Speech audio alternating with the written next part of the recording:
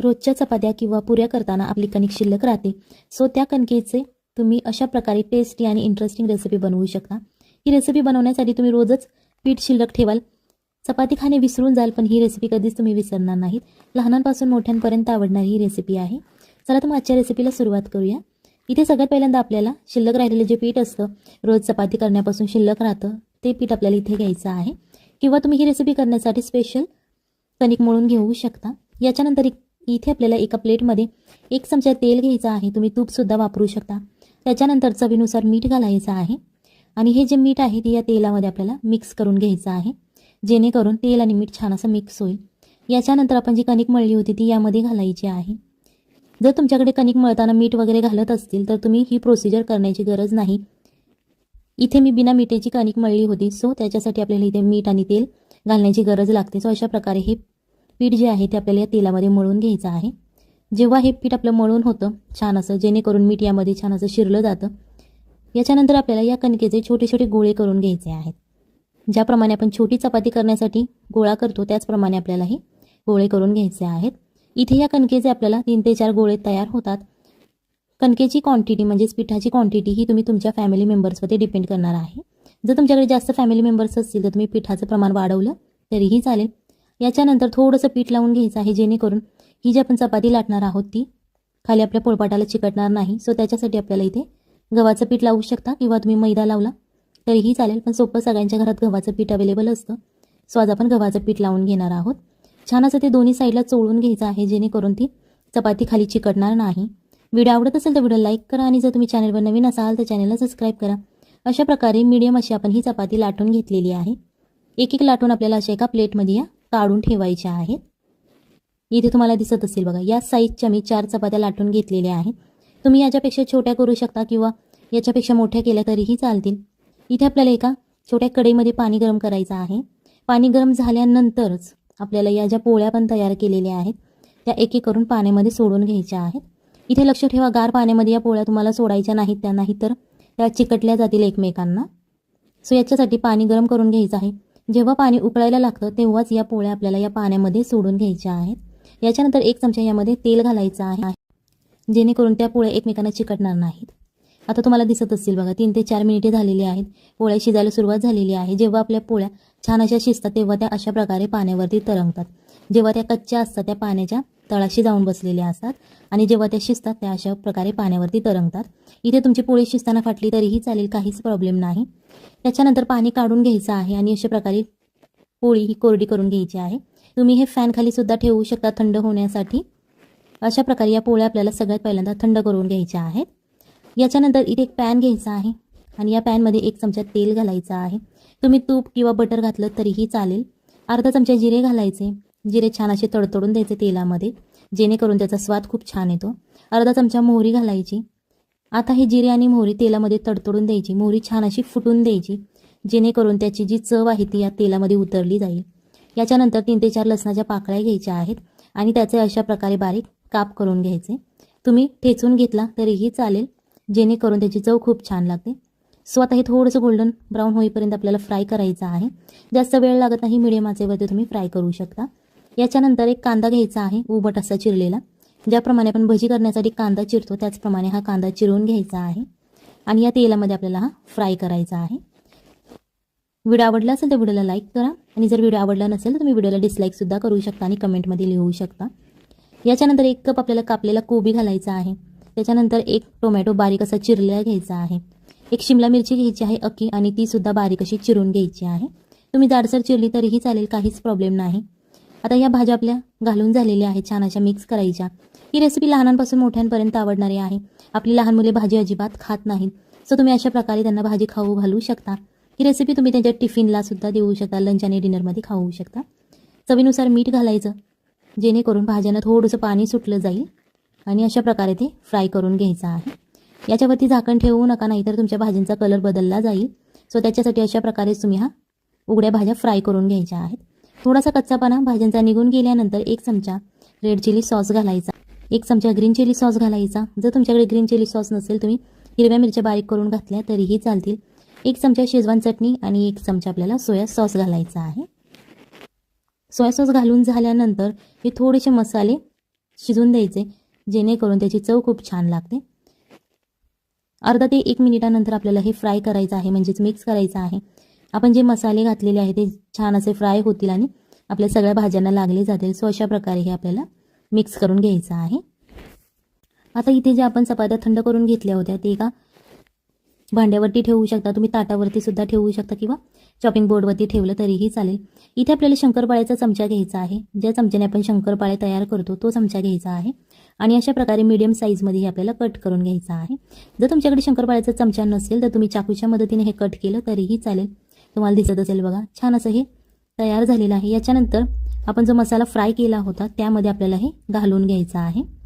ही recipe खूप healthy आहे. तुम्ही लहान मुलांना बाजारात जाऊन नूडल्स खाऊ घालता, पण ते सारखं सारखं खाणं शरीरासाठी चांगलं नसतं. सो त्याच्यासाठी ही हायजेनिकफुल रेसिपी ही आहे. ही तुम्ही घरी बनवू शकता आणि इथे मैद्याचा बिलकुल वापर केलेला नाही. सो त्यांच्या शरीरासाठी खूप छान आहे. आणि एक्स्ट्रा आपण यामध्ये जे चायनीजवाले घालतात तसं काहीही घातलेलं नाही आहे, सॉस वगैरे घातलेले आहेत फक्त. सो ही रेसिपी मुलांसाठी खूप छान आहे, त्यांच्या टिफिनला सुद्धा देऊ शकता. एक नवीन आणि इंटरेस्टिंग असा हा पदार्थ आहे. सो रेसिपी नक्की घरी ट्राय करा, आपल्या फॅमिलीला खाऊ घाला आणि मग मला कमेंटमध्ये सांगा कशी झाली होती. हे आपल्याला 1 ते 2 मिनिटासाठी फ्राय करून घ्यायचं आहे. तुम्ही हाय फ्लेमवरती सुद्धा फ्राय करू शकता किंवा मीडियम फ्लेमवरती फ्राय केलं तरीही चालेल. दिसायलाही खूप छान दिसतात हे नूडल्स आणि चवीलाही खूप छान लागतात. लहान मुलांना इंटरेस्टिंग रेसिपी खाण्यात खूप इंटरेस्ट असतो. लहान मुले भाजी अजिबात खात नाही. सो अशा प्रकारे तुम्ही त्यांना भाजीसुद्धा खाऊ घालू शकता. तुम्हाला ज्या भाज्या आवडतात तुम्ही त्या मुलांना देऊ शकता. इथे थोडीशी आपल्याला कोथिंबीर गार्निशिंगसाठी घालायची आहे आणि परत एकदा ते मिक्स करायचं आहे. तुमच्या मुलांना ज्या भाज्या आवडत नाही तुम्ही त्या भाज्या या रेसिपीमधून त्यांना देऊ शकता. सो रेसिपी मुलांसाठी नक्की घरी ट्राय करा, खाऊ घाला मुलांना आणि मुलांचा फीडबॅक घ्या. त्याच्यानंतर मला कमेंट करा आणि कमेंटमध्ये सांगा की ही रेसिपी कशी झाली होती. चला तर मग भेटूयात पुढच्या रेसिपीमध्ये. तोपर्यंत बाय बाय, टाटा. जास्त वेळ न घेता आजच्या रेसिपीला सुरुवात करूया. सगळ्यात पहिल्यांदा आपल्याला इथे 1 कप बेसन घ्यायचं आहे सुरुवातीला. त्याच्यानंतर आपल्याला 1 चमचा लाल तिखट घालायचं आहे, जे तुम्ही घरात खाता ते.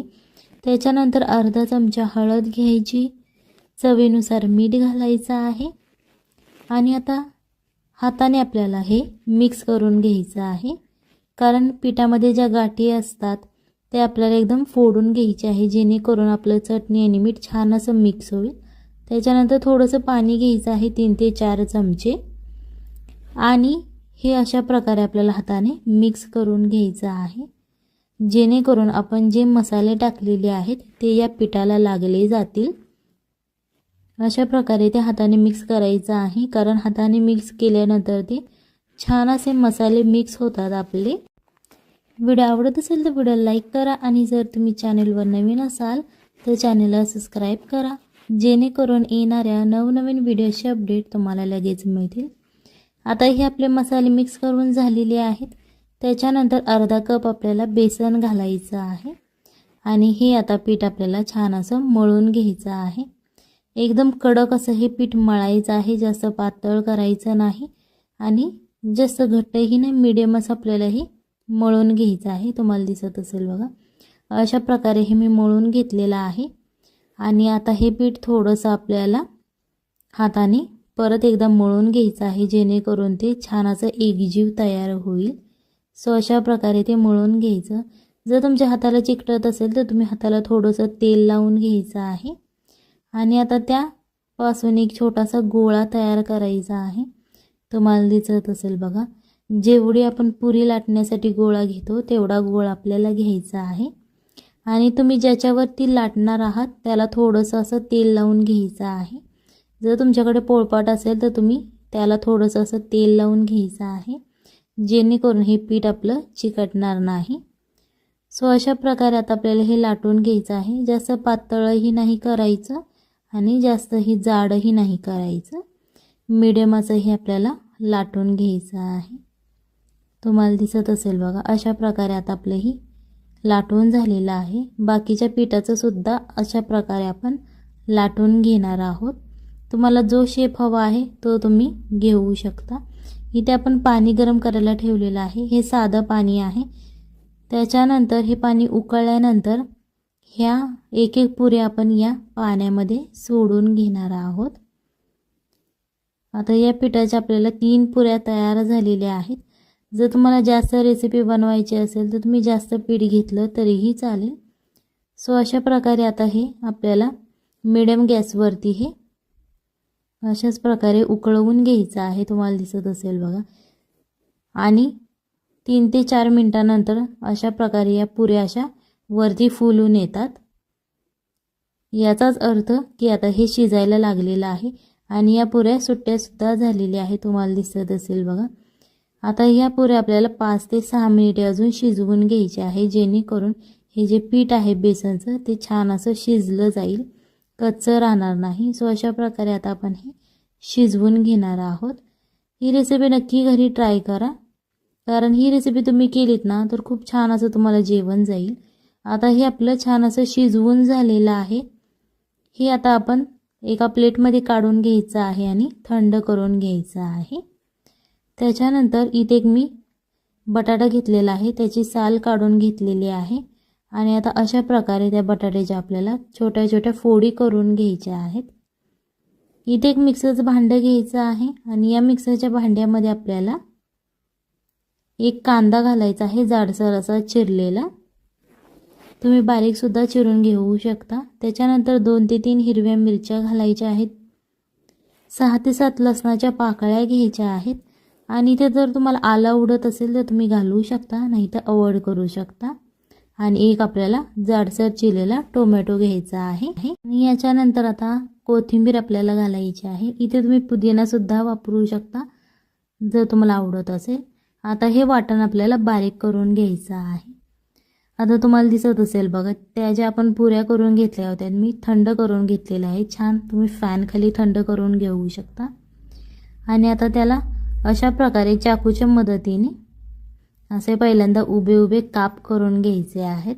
तुम्हाला दिसत असेल बघा, छान असं आपलं हे पुरी शिजलेली आहे.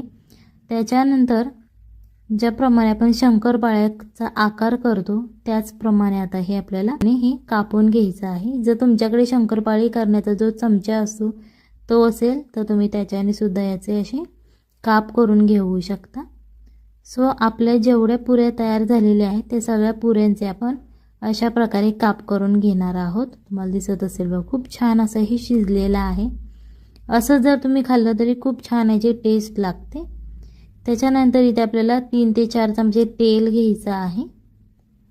आणि या तेलामध्ये आता आपण जो मसाला बारीक करून घेतला होता, जे वाटण आपण केलं होतं ते आता या तेलामध्ये घालायचं आहे. आणि हे छान असं मिक्स करून घ्यायचं आहे, जेणेकरून ते छान असा मसाला आपला भाजला जाईल. ही रेसिपी नक्की घरी एकदा ट्राय करा, आपल्या फॅमिलीला खाऊ घाला आणि मग मला कमेंटमध्ये सांगा कशी झाली होती. आता 4 ते 5 मिनिटांनंतर असा मसाला आपला भाजून झालेला आहे. त्याच्यामध्ये अर्धा चमचा लाल तिखट घालायचं, चवीनुसार मीठ घालायचं आहे. आणि 1 चमचा आपल्याला पावभाजी मसाला घालायचा आहे, जेणेकरून खूप छान याची टेस्ट लागते. पावभाजीसारखी सेम पावभाजी खाल्ल्याचा फील येतो आपल्याला. सो आता हे सगळे मसाले आपले घालून झालेले आहेत आणि हे आता मिक्स करून घ्यायचे आहेत. आणि 1 ते 2 मिनिटासाठी हे फ्राय करून घ्यायचं आहे. त्याच्यानंतर आपल्याला इथे 2 कप यामध्ये पाणी ओतायचं आहे. 1 कप आपलं ओतून झाला, हा दुसरा कप आपण ओतून घेतलेला आहे. आता ह्याला उकळी काढून घ्यायची आहे. तुम्हाला दिसत असेल बघा, छान असं उकळायला लागलेलं आहे. त्याच्यानंतर जो बटाटा आपण कापला होता तो घालायचा आहे आणि 10 ते 15 मिनिटासाठी हे शिजवून घ्यायचं आहे. आता 10 मिनिटे झालेली आहेत. त्याच्यानंतर हे जे आपण बेसनचे काप करून घेतले होते ते यामध्ये घालून घ्यायचे आहेत. आणि आता हे 5 ते 10 मिनिटासाठी मिडियम आचेवरती शिजवून घ्यायचं आहे, जेणेकरून याची टेस्ट छान अशी लागेल. याच्याबरोबर तुम्ही चपाती खाऊ शकता, भातसुद्धा खाऊ शकता. ही रेसिपी नक्की घरी ट्राय करा, आपल्या फॅमिलीला खाऊ घाला आणि मग मला कमेंटमध्ये सांगा कशी झाली होती. चला तर मग भेटूया पुढच्या रेसिपीमध्ये. तोपर्यंत बाय बाय, टाटा.